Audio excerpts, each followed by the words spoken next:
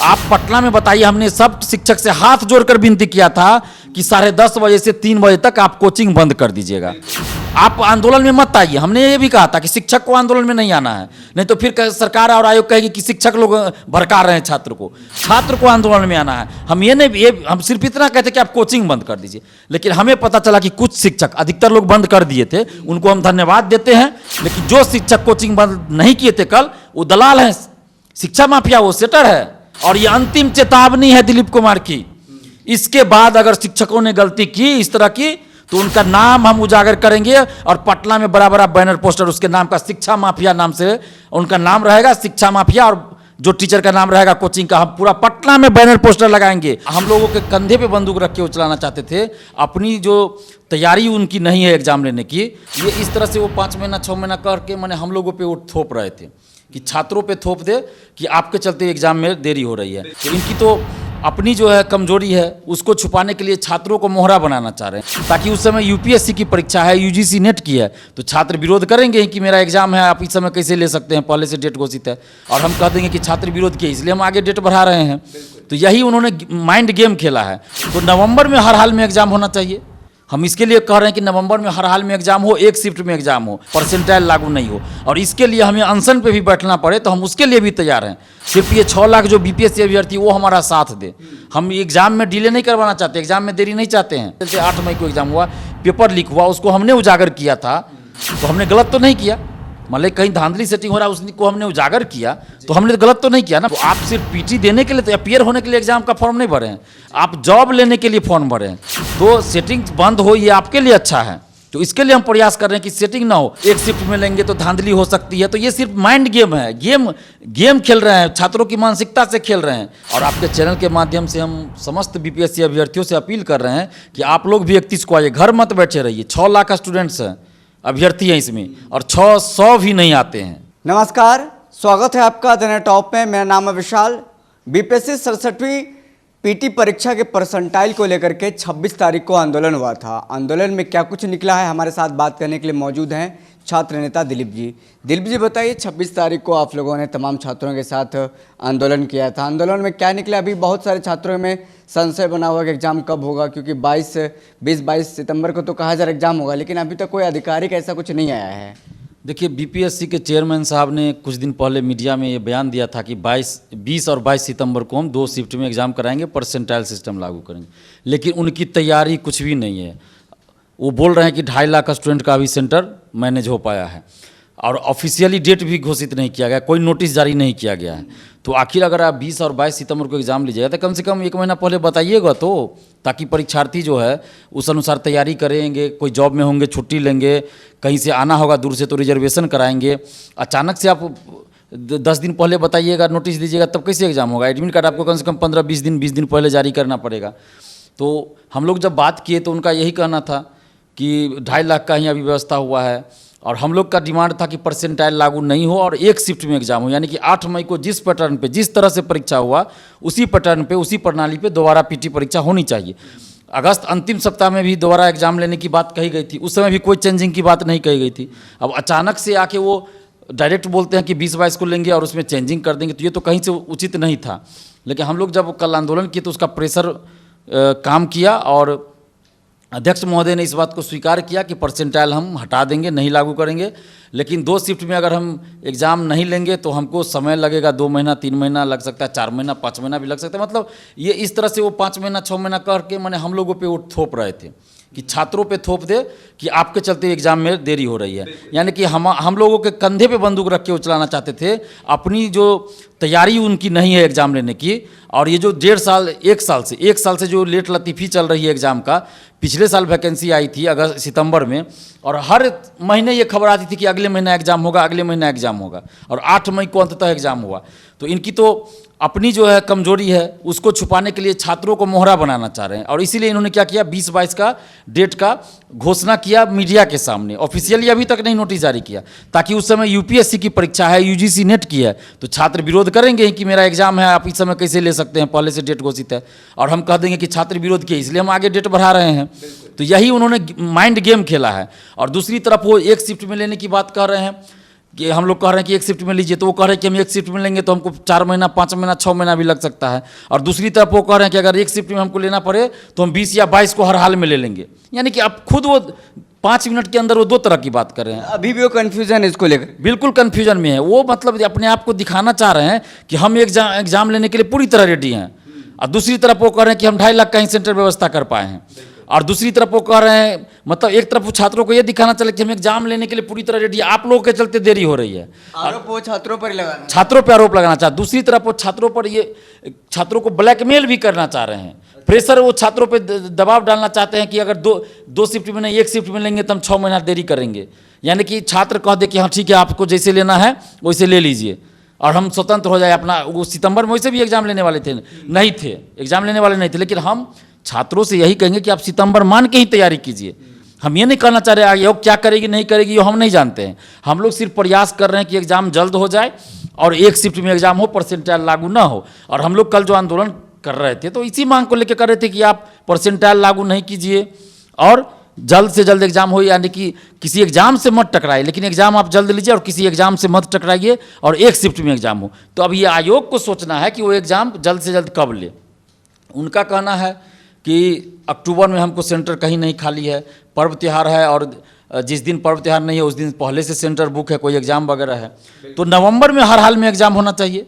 हम इसके लिए कह रहे हैं कि नवंबर में हर हाल में एग्जाम हो, एक शिफ्ट में एग्जाम हो, परसेंटाइल लागू नहीं हो। और इसके लिए हमें अनशन पे भी बैठना पड़े तो हम उसके लिए भी तैयार हैं। सिर्फ ये 6 लाख जो बीपीएससी अभ्यर्थी वो हमारा साथ दे, हम एग्जाम में डिले नहीं करवाना चाहते, एग्जाम में देरी नहीं चाहते हैं, क्योंकि पहले भी एग्जाम में देरी हो रही थी। जब विज्ञापन आया उसके बाद भी देखिए, विज्ञापन आने से पहले पहली बार ऐसा हुआ कि विज्ञापन आने से पहले एग्जाम की तिथि घोषित कर दी गई थी 12 दिसंबर, उस समय नहीं हुआ एग्जाम।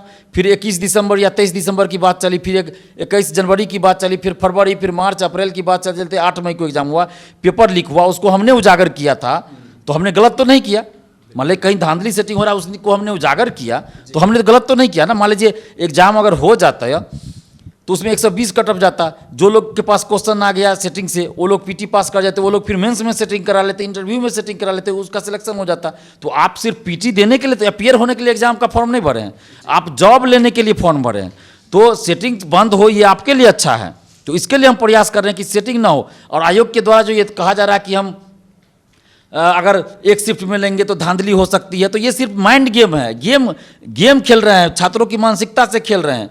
एक शिफ्ट में एग्जाम लेंगे तो धांधली हो जाएगा, यानी कि उनको अपने प्रशासन पे भरोसा नहीं है। 2 शिफ्ट में होगा तो नहीं होगा, इसकी गारंटी क्या आयोग देगा कि 2 शिफ्ट में एग्जाम होगा तो कहीं कोई धांधली नहीं होगी। कई कंधे पर बंदूक रखकर उन पर छात्रों के कंधे पे बंदूक रखकर वो बंदूक चलाना चाहते हैं। यानी कि 16 साल से जो मुख्यमंत्री है नीतीश कुमार जी, तो इतना इंफ्रास्ट्रक्चर वो डेवलप नहीं किया कि 6 लाख का एग्जाम एक दिन हो जाए। 8 मई को कैसे एग्जाम हुआ एक दिन में, और जो गड़बड़ी 8 मई को हुई कि आरा के एक सेंटर पे एक या 2 रूम में लिखवाया जा रहा था या अलग से एग्जाम लिया जा रहा, वही तो फिर 32,000 का एग्जाम ले रहे थे उसमें हो गया। तो कैसे मान ले कि 6 लाख का संख्या है इसलिए गड़बड़ी हो गई, 32,000 का भी तो वही हो रहा AAU में हुआ।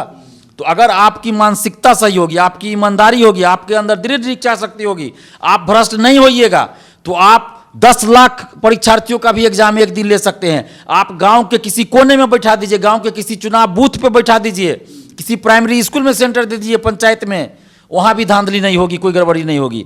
लेकिन आप अगर बेईमान होइएगा, आप भ्रष्ट होइएगा, आपके अधिकारी भ्रष्ट होंगे, तो आप सीएम हाउस में भी एग्जाम दिलवा दीजिए तो वहां भी धांधली हो जाएगा, सेटिंग हो जाएगा।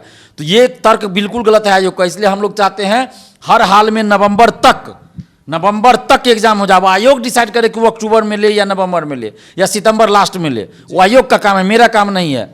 तो आयोग हर हाल में नवंबर तक एग्जाम ले, एक शिफ्ट में एग्जाम ले, परसेंटाइल नहीं होना चाहिए। अगर इसके अलावा आयोग ने कुछ भी किया तो हम लोग अनशन पे बैठेंगे। अब ज़्यादा देरी भी हम लोग बर्दाश्त नहीं करेंगे, क्योंकि 6 लाख स्टूडेंट्स की मानसिकता से, उनकी भावनाओं से खिलवाड़ किया जा रहा है। और 6 लाख सिर्फ स्टूडेंट नहीं है, 6 लाख के साथ साथ उनका परिवार है, रिश्तेदार हैं, सगे संबंधी है, दोस्त हैं, सब मानसिक रूप से प्रताड़ित हो रहे हैं।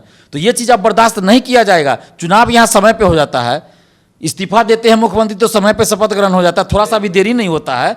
और ये 6 लाख स्टूडेंट्स के भविष्य से आप खिलवाड़ कर रहे हैं, ये चीज़ अब नहीं चलेगा। अगर आप नहीं सक्षम है कि 6 लाख का एग्जाम करा सके तो आप किस लिए पद पे बने हुए, आप इस्तीफा दे दीजिए। आप जब काम संभाल नहीं सकते आप इस्तीफा दे दीजिए। ये कौन सा बहाना हुआ कि 6 लाख का हम एक साथ नहीं ले सकते हैं एग्जाम? तो ये नहीं चलेगा बहानेबाजी। ये बहानेबाजी बिल्कुल नहीं एक चलेगी। सवाल था, छात्रों के मन में भी सवाल है, और जिस तरीके से कोचिंग सेंटर्स में भी लगातार बातें बताई जा रही है कि कोई कह रहा है कि दिसंबर में एग्ज़ाम होगा, कोई कह रहा है कुछ एग्ज़ाम होगा, जितनी कोचिंग है उतनी बातें सामने आ रही है, लेकिन अभी तक जब तक आधिकारिक घोषणा नहीं हो जाती तब तक छात्र क्या करेंगे? देखिए, इन लोगों को बीपीएससी के चेयरमैन फोन करके लगता है रात में 2 बजे रात को बताते होंगे कि हम कब एग्जाम लेंगे, कब वैकेंसी निकालेंगे, कब क्या होगा, कौन सा प्रश्न पूछेंगे। इस तरह से ये लोग यूट्यूब पे चलाते हैं। ये लोग बिजनेस बना लिए हैं, धंधा बना लिए हैं कुछ लोग। मैं सभी की बात नहीं कर रहा हूँ, बहुत सारे शिक्षक हैं जो अच्छे भी हैं, सही मार्गदर्शन भी दे रहे हैं स्टूडेंट्स को, लेकिन बहुत सारे लोग ऐसे हैं जो यूट्यूब खोल लिए हैं, तथाकथित तो शिक्षक है, कहते हैं हम शिक्षक है, यूट्यूब पे आके लंबा लंबा भाषण देते हैं, लेकिन जब आंदोलन हम लोग कर रहे थे तो सपोर्ट में एक वीडियो तक नहीं बनाए, और यूट्यूब पे लंबा लंबा ज्ञान, 1 घंटा में उनका वीडियो चला जाता है 50,000 60,000 व्यूज। वो पैसा कमा रहे हैं, सिर्फ रुपया कमा रहे हैं, रुपया। छात्रों के मानसिकता से, उनकी भावनाओं से खेलकर मानसिक, और उनको क्या है, नोट्स बेचना है, ब्रह्मास्त्र कोर्स चलाना है, कैप्सूल कोर्स चलाना है। तो लोग तो चाहेंगे कि दिसंबर क्या, जनवरी फरवरी चले जाए एग्जाम, और इस बीच उन वीडियो बनाते रहे कि ब्रेकिंग न्यूज, कब होगा एग्जाम, नवंबर में होगा, दिसंबर में होगा, तो अप्रैल में होगा, कि मई में होगा, कि जून में अगला साल होगा। मतलब टीचर भी पत्रकार बन करके ब्रेकिंग न्यूज देने लगे breaking हैं, news और दे रहे जो खबर है सेंसेशन फैलाने लगे हैं। बस अफवाह फैला रहे हैं एक तरह से। इस पे इन लोगों पे कार्रवाई होनी चाहिए, और छात्रों से भी हम अपील करें कि आप लोग ऐसे चैनल को देखते क्यों हैं, ऐसे शिक्षक को फॉलो क्यों कर रहे हैं, अनसब्सक्राइब कीजिए, ऐसे लोग का वीडियो क्यों देख रहे हैं। जब तक ऑफिशियली घोषणा नहीं हुआ तो कैसे कोई शिक्षक बोल रहे हैं, शिक्षक कभी कुछ बोल रहे हैं। अरे चेयरमैन जो बोले वो बात आप भी सुन रहे हैं, उसी चीज को का व्याख्या कोई कर रहे हैं, तो वो चीज आपको सुनने की जरूरत कहाँ है? क्या जरूरत है सुनने का भाई? जो ठीक से मुजफ्फरपुर नहीं बोलना आता है जिसको, वैसे वैसे जो लोग आजकल चला रहे हैं यूट्यूब चैनल, मुजफ्फरपुर नहीं बोलने आता है, और वो आपको ज्ञान दे रहे हैं, बीपीएससी अभ्यर्थी को ज्ञान दे रहे हैं ऐसे लोग। तो ऐसे लोगों को आप देखते क्यों, ऐसे चैनल को आप अनसब्सक्राइब क्यों नहीं करते हैं आप लोग?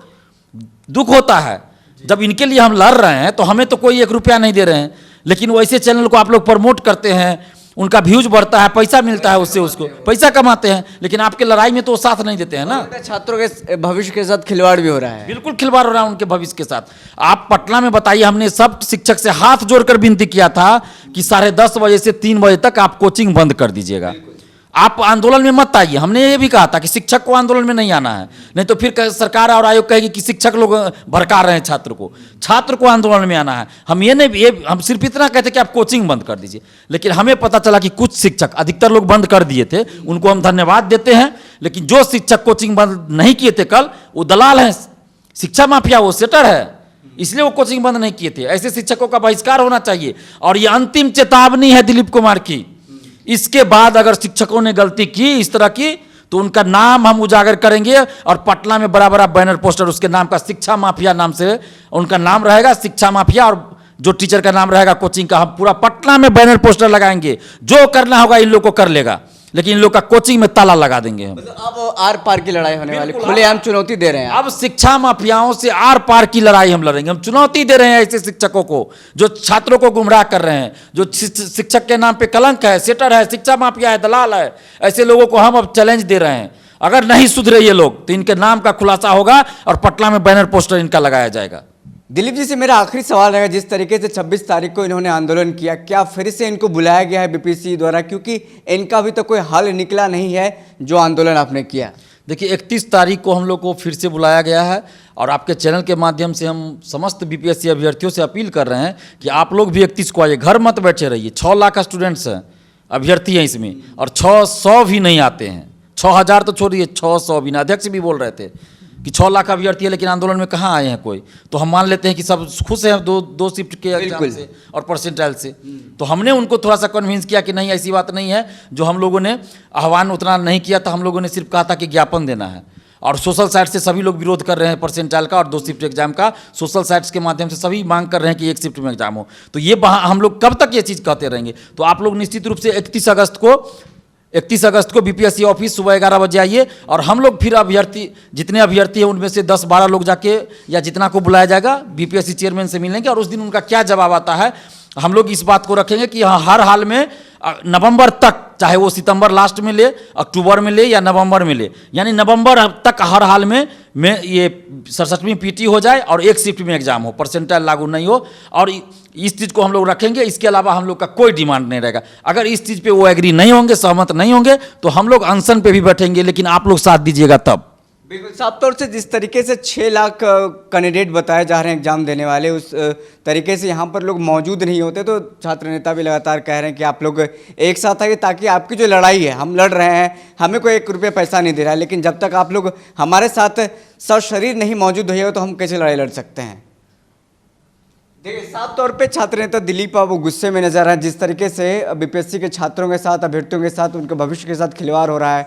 कई कोचिंग सेंटर हैं जो यूट्यूब खोल करके बैठे हैं और उनको गलत गलत बातें बताई जा रही है, छात्रों को बताई जा रही है, ब्रेकिंग न्यूज़ तौर पे सेंसेशन फैलाया जा रहा है, अफवाह फैलाया जा रहा है। तमाम बातें छात्र नेता दिलीप ने कहा है और इनका आखिरी चुनौती है, वार्निंग समझे, चुनौती समझे कि अगर आप नहीं सुधरे तो पोस्टर बैनर लगाया जाएगा और साथ ही साथ हिदायत भी दिया गया है कि जल्दी ही सुधर जाएं। बहरहाल इस खबर में इतना ही, हमें दीजिए इजाजत, फिर मिलते हैं किसी बड़ी खबर के साथ, तब तक के लिए धन्यवाद।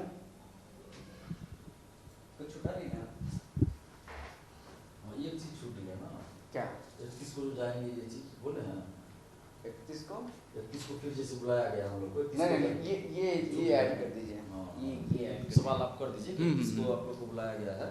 नहीं, हम पूछते हैं कि फिर से कहीं आपको बुलाया तो नहीं गया है, क्योंकि इस बार का आंदोलन का क्या कुछ रहा।